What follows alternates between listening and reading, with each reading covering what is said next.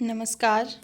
मैं नेहा चौधरी आपके अपने यूट्यूब चैनल रोजगार विद अंकित में आपका स्वागत करती हूँ और आशा करती हूँ कि आप सभी लोग बहुत अच्छे होंगे और अच्छे से पढ़ाई कर रहे होंगे।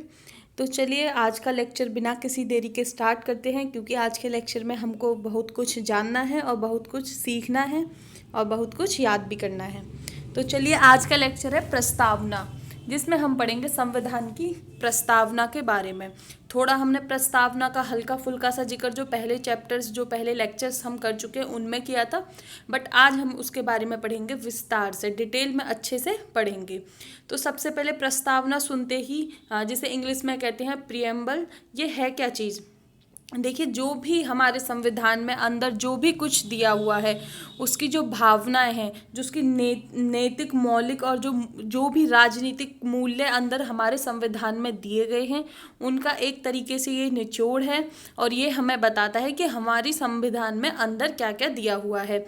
आप अगर कोई भी इंसान जिसने भारतीय संविधान के बारे में कभी भी कुछ नहीं पढ़ा है, समझिए कि कोई दूसरे देश का इंसान है और वो भारतीय संविधान को जानना चाहता है।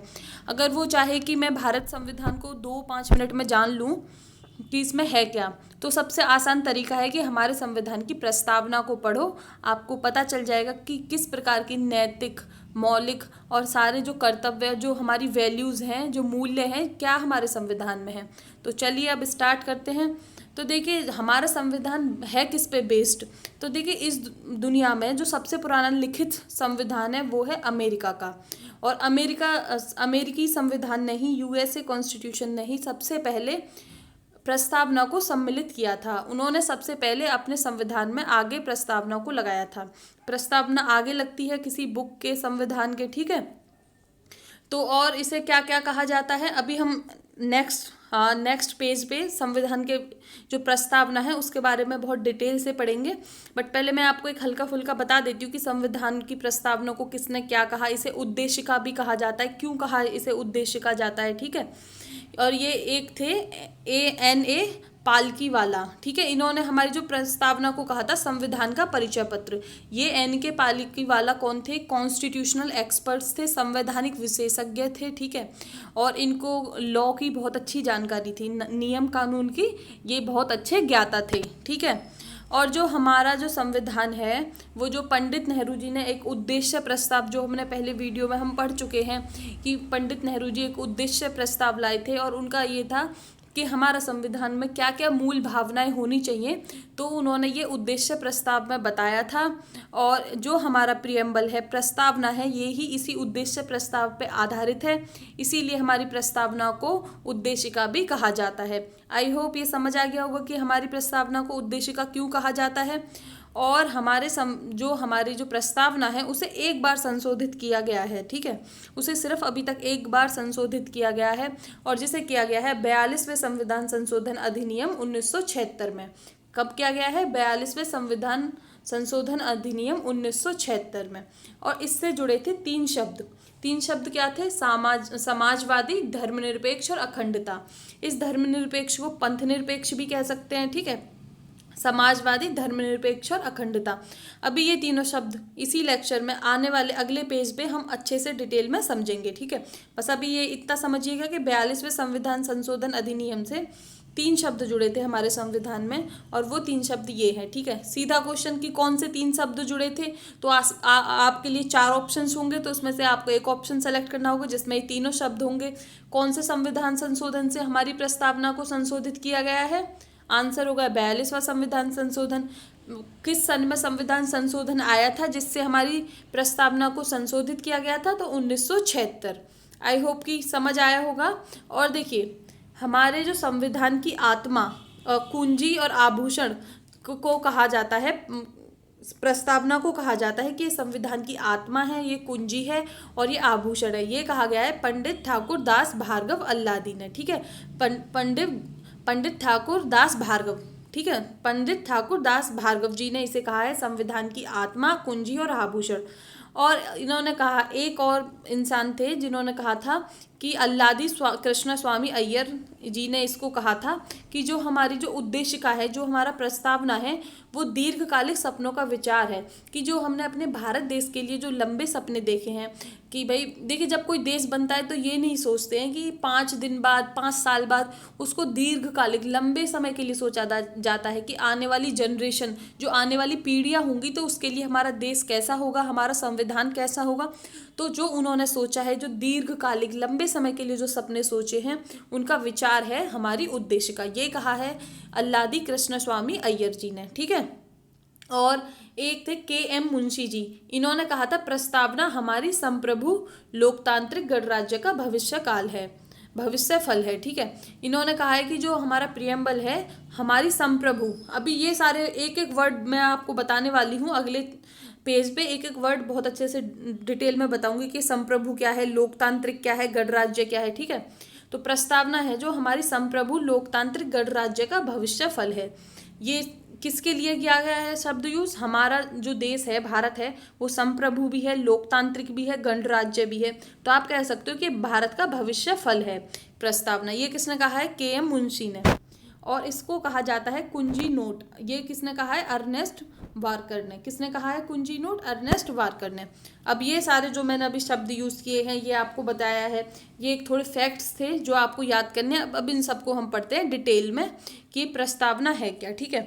तो देखिए, प्रस्तावना हमारे संविधान के एकदम शुरुआत में दी गई है, और जो कि कुछ इस प्रकार से है कि हम भारत के लोग भारत को एक संप्रभु, संपूर्ण प्रभुत्व संपन्न, समाजवादी, धर्मनिरपेक्ष, लोकतांत्रिक गणराज्य बनाने के लिए इसके समस्त नागरिकों को सामाजिक, आर्थिक और राजनीतिक न्याय, ठीक है, और विचारों की अभिव्यक्ति, इस प्रकार से हमारी जो प्रस्तावना है वो है।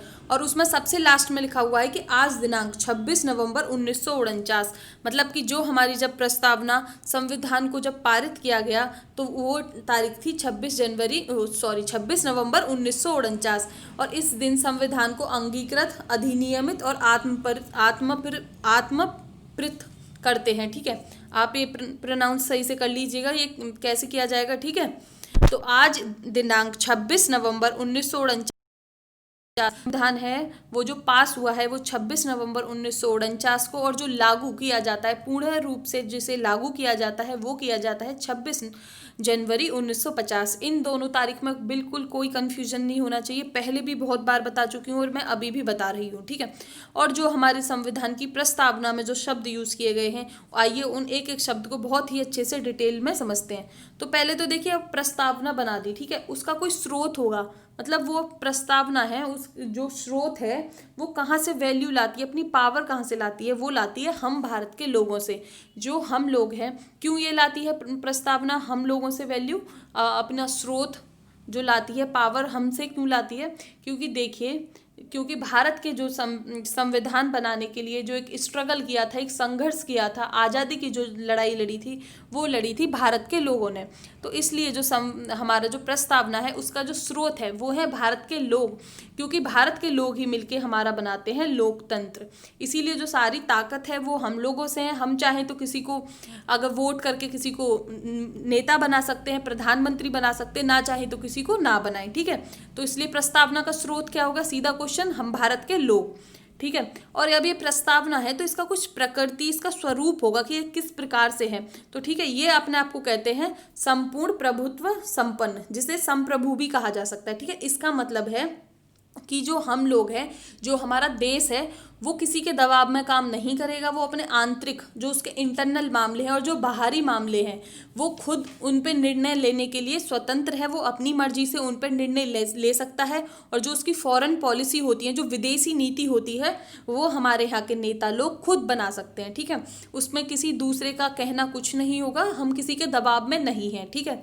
आई होप कि संप्रभु शब्द आपको समझ आ गया होगा।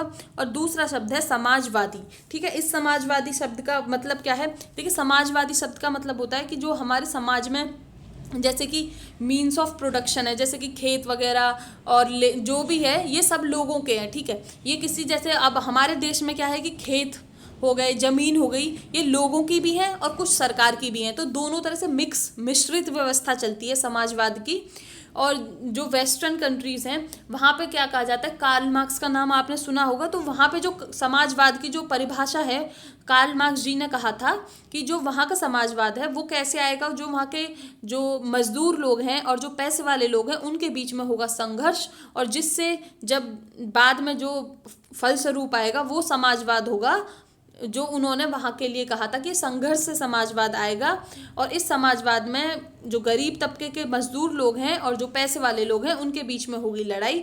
पर हमारा जो भारतीय संविधान है इस प्रकार के समाजवाद को कतई भी स्वीकार नहीं करते हैं, वो करते हैं लोकतांत्रिक समाजवाद को स्वीकार। इसका मतलब ये है कि जो हमारे यहाँ पर जो समाजवाद लाया जाएगा वो सब लोकतांत्रिक तरीके से लाया जाएगा, लोगों में भाईचारे की भावना से लाया जाएगा, कोई लड़ाई झगड़े संघर्ष से कोई समाजवाद नहीं लाया जाएगा। समाजवाद का मतलब है कि जो सारी चीज़ें समाज में हैं वो सभी की थोड़ी थोड़ी हो, कि ये नहीं कि एक ही इंसान उन पे अपना विशेषाधिकार जमा के बैठ जाए। तो भारत में हम फॉलो करते हैं, जो हम अनुसरण करते हैं वो है मिश्रित समाजवाद। उस मिश्रित समाजवाद का मतलब है कि यहाँ पे निजी क्षेत्र मतलब प्राइवेट कंपनीज भी चलती हैं और कुछ चीज़ें सरकार के अंडर में भी रहती हैं। आप इसका एग्जाम्पल समझ सकते हो कि हमारे यहाँ पे प्राइवेट हॉस्पिटल्स भी हैं, ठीक है, कि किसी को प्राइवेट अस्पताल में जाके इलाज करवाना है तो प्राइवेट अस्पताल में करवाइएगा, और यहाँ पे है गवर्नमेंट हॉस्पिटल्स भी। और सरकार हमेशा टाइम से टाइम कोशिश करती है कि उन सरकारी अस्पतालों में अच्छी से अच्छी सुविधाएं दी जाए। तो ये एक एग्जाम्पल हो गया हमारा मिश्रित समाजवाद का, ठीक है। तो हमारे क्वेश्चन बन सकता है कि हमारे जो देश में किस प्रकार का समाजवाद है, तो लोकतांत्रिक समाजवाद मिश्रित अर्थव्यवस्था। ये भी क्वेश्चन हो सकता है कि किस प्रकार की अर्थव्यवस्था, किस प्रकार की इकोनॉमी हम फॉलो करते हैं, तो ये हो जाएगी लोकतांत्रिक और समाजवाद और मिश्रित अर्थव्यवस्था, ठीक है। आई होप कि आपको समझ आया होगा। और एक है नया शब्द धर्मनिरपेक्ष, जिसे कह सकते हैं पंथ निरपेक्ष। मतलब कि जो हमारा देश है, हमारा जो संविधान है वो किसी भी धर्म को नहीं मानेगा, वो धर्म के हिसाब से न्यूट्रल रहेगा। एक सेक्युलर कंट्री है जिसके किसी भी एक धर्म में वो आस्था नहीं रखेगा, वो सभी धर्मों को बराबर सम्मान देगा, बराबर वैल्यू देगा, ठीक है। आई होप ये वाला धर्म निरपेक्ष वाला शब्द भी आपका क्लियर होगा।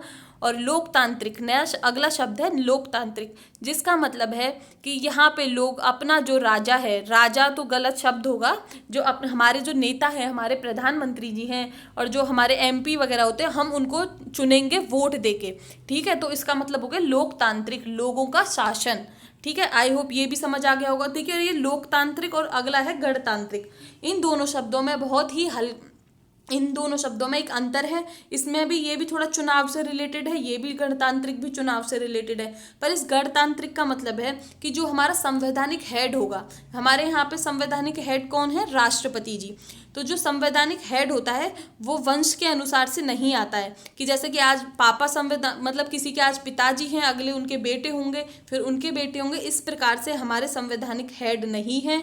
हमारे यहाँ पे संवैधानिक जो हेड होते हैं, जो मुखिया होते हैं, वो आते हैं चुनावी प्रक्रिया द्वारा। वो किस प्रकार की चुनावी प्रक्रिया है, इस गणतांत्रिक में उसका इतना कोई लेना देना नहीं है। सिर्फ ये है कि वंशानुकृत नहीं होना चाहिए, कि वंश के हिसाब से नहीं आना चाहिए। जैसे कि हम ब्रिटेन में देखते हैं महारानी, आपने देखा होगा कि उनके परिवार से ही जो वहाँ के मुखिया हैं वो आते रहते हैं, बट हमारे यहाँ पे नहीं है। आपने देखा होगा जो हमारे राष्ट्रपति हैं वो अलग अलग फैमिली से, अलग अलग राज्यों से, अलग अलग परिवारों से आते हैं।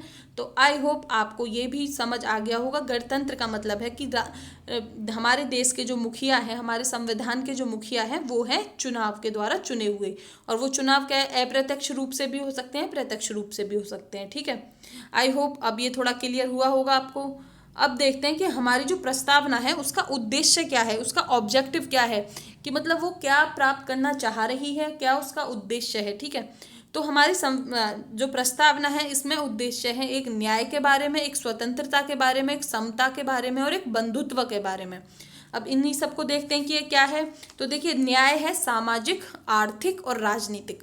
इसका मतलब है कि हमें समाज में न्याय चाहिए, समाज में किसी प्रकार का भेदभाव नहीं होना चाहिए, धर्म के आधार पर, जाति के आधार पर, लिंग के आधार पर, जन्म स्थान के आधार पर कोई हमसे भेदभाव नहीं होना चाहिए, और हमारे लिए किसी प्रकार का आर्थिक भेदभाव नहीं होना चाहिए।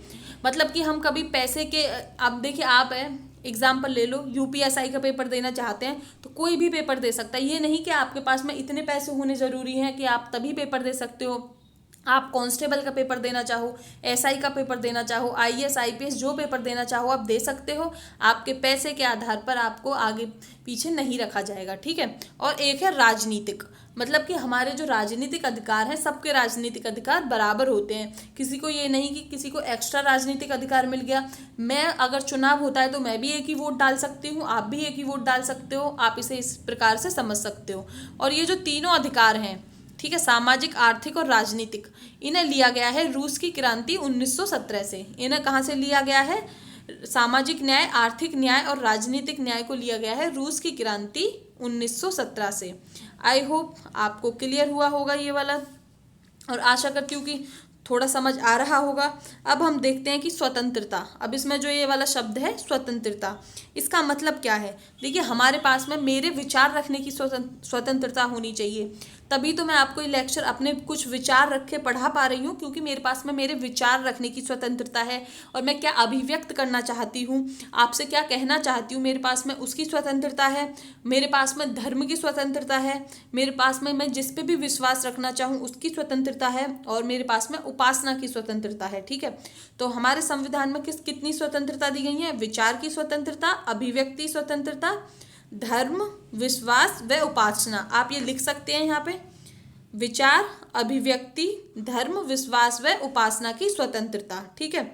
और समता का मतलब है बराबरी, ठीक है। अगला शब्द है समता, और इस समता का मतलब है बराबरी, कि हमको प्रतिष्ठा और अवसर की बराबरी होनी चाहिए। हर किसी को बराबर अपॉर्चुनिटी मिलनी चाहिए, किसी भी एग्ज़ाम में बैठने के लिए, चुनाव लड़ने के लिए, कुछ भी हो, आपको हर तरीके से बराबर अपॉर्चुनिटी मिलनी चाहिए, ठीक है। समझ आ गया होगा। और ये है बंधुत्व। बंधुत्व का मतलब है भाईचारा, कि हम प्रयास करेंगे, हमारा संविधान ये कहता है कि हमें प्रयास करना चाहिए कि भाईचारे की भावना को एक दूसरे में बढ़ाएं। और ये देखिए किस प्रकार से बढ़ाता है, हमने पढ़ा था कि सिंगल सिटीजनशिप, एकल नागरिकता दे रखी है भारत के संविधान ने। ये नहीं कि अलग अलग, मैं यूपी की नागरिक नहीं हूँ जी, ना ही मैं हरियाणा नागरिक हूँ, ना मैं दिल्ली की नागरिक हूँ, मैं हूँ सिर्फ भारतीय नागरिक। और ऐसे ही आप सभी लोग जो भी ये लेक्चर देख रहे हैं वो सिर्फ भारत के नागरिक हैं, ठीक है। सिटीजनशिप उनके पास में सिर्फ एक है, और ये हमारे भाईचारे को बढ़ावा देती है, क्योंकि हम देश से तभी भी बाहर जाते हैं तो हम ये कहते हैं कि हम भारतीय हैं, क्योंकि हमारे पास में नागरिकता एक है सिर्फ भारत की, ना कि यूपी, हरियाणा, बिहार, इन सब की हमारे पास में कोई नागरिकता नहीं है, ठीक है। तो ये एकल नागरिकता जो है ये हमारे बंधुत्व को बढ़ावा देती है, ठीक है। और जो हमारे कुछ मौलिक कर्तव्य हैं, जो अनुच्छेद 51 के और ए में है, ये भी कहते हैं कि ये इन्होंने कुछ इस प्रकार से कहा है कि ये हर भारतीय का कर्तव्य होगा कि वह धार्मिक, भाषाई और क्षेत्रीय और ये जो भी विविधताएं हैं इनसे ऊपर उठ के आपसी भाईचारे की भावना को बढ़ावा देगा, ठीक है। ये हमारे कहा गया है मौलिक कर्तव्य 51A आर्टिकल में, ठीक है। चलिए तो समझ आ गया होगा। और एक शब्द है अनुपाती न्याय, ठीक है, डिस्ट्रीब्यूटिव जस्टिस। इसे कहा जाता है कि जब किसी को सामाजिक न्याय मिल रहा हो और आर्थिक न्याय मिल रहा हो, इकोनॉमिक जस्टिस मिल रहा हो और सोशल जस्टिस मिल रहा हो, तो उसे कहा जाएगा अनुपाती न्याय। तो सामाजिक न्याय प्लस आर्थिक न्याय इज इक्वल टू अनुपाती न्याय, ठीक है। और देखिए ये जो समाजवादी शब्द है अभी हमने पढ़ा है, तो ये 1955 में जो एक अवधि में कांग्रेस का सत्र हुआ था, जिसमें अवधि में उसका सेशन हुआ था 1955 में, तो कांग्रेस ने भी अपने समाजवादी स्वरूप को वहाँ पे स्थापित किया था। तो एक क्वेश्चन आ सकता है कि कांग्रेस पार्टी ने अपने समाजवादी स्वरूप को कब स्थापित किया था? 1955 अवधि सत्र में, अवधि सेशन में, ठीक है। आई होप ये क्लियर हो गया होगा। एक बार जल्दी से देख लेते हैं प्रस्तावना में है क्या, कि हम भारत के लोग हैं और सब, जो थोड़ा सा कुछ लिखा हुआ है इसमें, और उसमें बाद में है कि आज दिनांक 26 नवंबर 1949 को हम संविधान को अंगीकृत करते हैं। और हमने प्रस्तावना में पढ़ा कि स्रोत क्या है प्रस्तावना का, हम भारत के लोग हैं।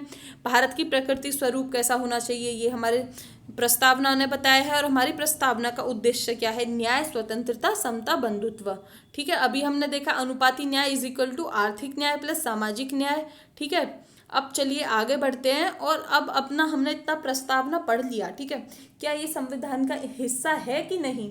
तो देखिए, जब इस प्रकार के क्वेश्चंस आते हैं हमारे दिमाग में, मेरे में क्या, लोगों के दिमाग में आते हैं, जो संवैधानिक विशेषज्ञ होते हैं या किसी प्रकार की लोगों में अटकल हो जाती है, तो वो जाते हैं सुप्रीम कोर्ट के पास में।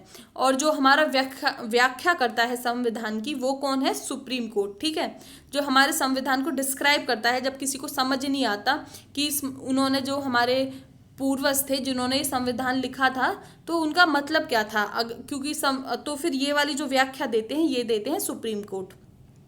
तो प्रस्तावना संविधान का भाग है कि नहीं, ये केस पहुंचा पहले संविधान में बेरुवाड़ी संघ मामले 1960 में। बेरुवाड़ी संघ मामले 1960 में, बेरुवाड़ी यूनियन मैटर, ठीक है, 1960 में। तो इसमें जो उच्चतम न्यायालय सुप्रीम कोर्ट ने कहा कि प्रस्तावना प्रस्तावना भारतीय संविधान का हिस्सा नहीं है। ठीक है, तो सीधा क्वेश्चन कि बेरुवाड़ी संघ मामले में प्रस्तावना के बारे में सुप्रीम कोर्ट ने क्या कहा था कि ये भारत का हिस्सा नहीं है। तो उसके बाद में 1973 में फिर से जाता है ये संविधान, ये वाला कि प्रस्तावना क्या हमारे संविधान का हिस्सा है कि नहीं, उच्चतम न्यायालय में। तो इस बार जो हमारे सुप्रीम कोर्ट थी, वो कहती हैं कि प्रस्तावना संविधान का एक भाग है। ठीक है, उन्होंने मान लिया कि जो हमारा प्रियम्बल है वो कॉन्स्टिट्यूशन का एक हिस्सा है। तो अब जो वर्तमान में अगर क्वेश्चन आता है कि वर्तमान में जो प्रस्तावना है, क्या वो संविधान का भाग है? जी हाँ, जो प्रस्तावना है वो हमारे संविधान का एक अभिन्न हिस्सा है। ठीक है, तो अब मैंने पूछे हैं आपसे कुछ क्वेश्चंस, ये 5 क्वेश्चंस हैं, और मेरे को नहीं लगता कि इन क्वेश्चंस को अभी आपको आंसर्स देने की ज़रूरत है, क्योंकि आपने तो ये भी सारे पढ़े हैं। प्रस्तावना का कौन सा संविधान संशोधन से संशोधित किया गया, ये पढ़ा है। पहला संशोधन प्रस्तावना में कब हुआ, ये भी पढ़ा है। 42वें संविधान संशोधन से प्रस्तावना में कौन से 3 शब्द जोड़ गए, ये भी आपने बिल्कुल पढ़ा है। किस मामले से प्रस्तावना को संविधान का अंग माना गया, ये बिल्कुल कुछ सेकंड्स पहले ही आपने पढ़ा है। संविधान का परिचय पत्र किसको कहा जाता है, ये आपको पढ़ा है। आई होप कि आपके माइंड में प्रस्तावना क्या है ये समझ आया होगा अच्छे से, और आपने इसको अच्छे से समझा होगा। तो मैं अब आपसे कमेंट सेक्शन में पूछना चाहती हूँ कि आप चाहते हो कि क्या कल मैं आपके लिए एक टेस्ट लेके आऊँ, जितने भी टॉपिक हमने, ये 9 वीडियो के करीब होंगी शायद से, तो इनमें जितने भी टॉपिक पढ़े हैं, क्या आप उनसे कुछ क्वेश्चंस, जो अच्छे अच्छे क्वेश्चंस हैं, मैं आपके लिए वो बना के लाऊं और आपके लिए कल टेस्ट लाऊं? अगर आप टेस्ट चाहते हो कल, तो कमेंट सेक्शन में बताइएगा, पर उससे पहले सोच लीजिएगा कि आपको ये सारी वीडियोस रिवाइज करनी पड़ेंगी। अगर आपने नोट्स बना लिए हैं तो ठीक है, तो नोट्स से रिवाइज करिएगा। अगर आपने नोट्स नहीं बनाए हैं तो वीडियो रिवाइज करिएगा। और मेरे हिसाब से नोट्स कब बनाने चाहिए कि 1-2 बार कम से कम कोई चीज़ पढ़ लेनी चाहिए, और ज़्यादा करो तो आप 3 बार तो पढ़ लेनी चाहिए, 2-3 बार, तब उस चीज़ के नोट्स बनाने चाहिए। और देखिए, थोड़ा सा आपको चीज़ों को लंबे समय याद करने के लिए मैं तरीका बताती हूँ, जो मेरे को अच्छा लगता है, बहुत लोगों को अच्छा लगता है, और साइंटिफिकली जो वैज्ञानिक रूप से कुछ लोगों ने इसे प्रूफ भी किया है कि मेमोरी को हल्का सा, मतलब चीज़ें बार बार रिवाइज करके कैसे याद रखी जाए। तो देखिए, जैसे आपने कोई चीज़ अभी पढ़ी, ये वाली वीडियो बिल्कुल आपने अभी देखी, ठीक है, आपने जिस भी स्पीड में देखी, कैसे देखी, ठीक है, अगर आप इसका बहुत जल्दी तुरंत रिवीजन कर लेते हैं, तो आपको चीज़ें आपके माइंड में वो तुरंत की तुरंत, एक दिन में 2 बार आपने वो चीज़ पढ़ ली, ठीक है। और आप अगर उसका नेक्स्ट डे रिवीजन कर लेते हैं वीडियो का, तो आपके माइंड में वो तब चीज़ अच्छे से रह जाएगी। फिर आप कोशिश करें कि उस चीज़ का रिवीजन 7 दिन बाद में कर लें, ठीक है, तो आपके माइंड में वो चीज़ रह जाएगी। फिर आप कोशिश करें कि उस चीज़ का रिवीजन आप 30 दिन बाद में कर लें, और आपको जिस भी इधर अच्छा लगे, इस पॉइंट पे अच्छा लगे, इस पॉइंट पे अच्छा लगे, तो आप नोट्स बना सकते हैं। अगर आप इस वाले पैटर्न को 1-7-30 वाले पैटर्न को फॉलो करेंगे, तो ज़्यादा आप इसमें बीच में 14 दिन बाद भी कर सकते हैं, ठीक है, 1-7-14-30। अगर आप इस पैटर्न के हिसाब से किसी चीज़ को रिवाइज करते हैं, तो बहुत बहुत ज़्यादा चांस है कि आप एग्ज़ाम में चीज़ नहीं भूलोगे। और आप जब आपका एग्ज़ाम आता है तो कम टाइम होता है, और बहुत कम टाइम में आप चीज़ें अच्छे से रिवाइज करके एग्ज़ाम में उनको प्रोडक्टिव रूप से उस टाइम पे याद